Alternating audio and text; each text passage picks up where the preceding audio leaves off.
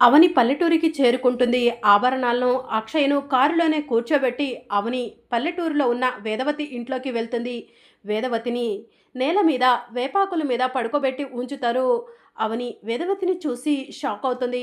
అమ్మ అవని, ఇక్కడ జరుగుతుందంతా కూడా శ్రీకర్ నీకు చెప్పాడంట కదా అని చెప్పి ప్రసాదరావు అంటూ ఉంటాడు.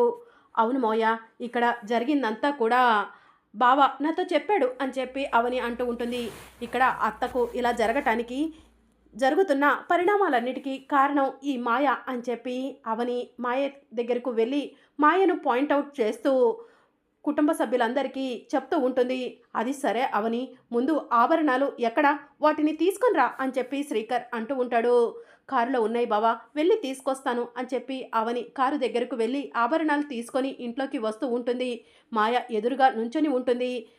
ఏంటి, ఆభరణాలను చూసి షాక్ అయ్యావా మాయా అని చెప్పి అవని అడుగుతూ ఉంటుంది.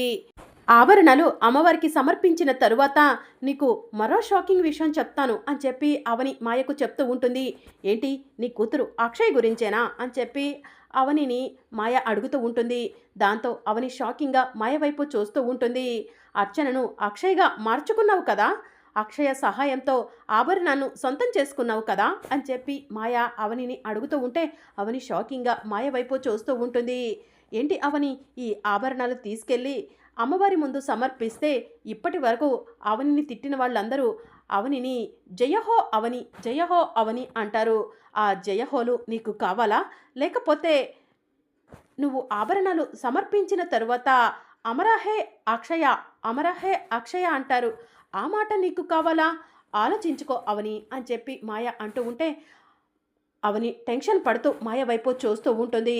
నా మనిషి నీ కూతురు అక్షయను నామరూపాలు లేకుండా చంపేస్తాడు అవని అని చెప్పి మాయ అవనిని బెదిరిస్తూ ఉంటుంది.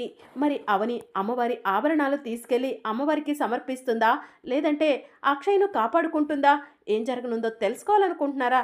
అయితే రానున్న అప్కమింగ్ ఎపిసోడ్ కోసం ఎదురు చూస్తూ ఉండండి. Thank you for watching.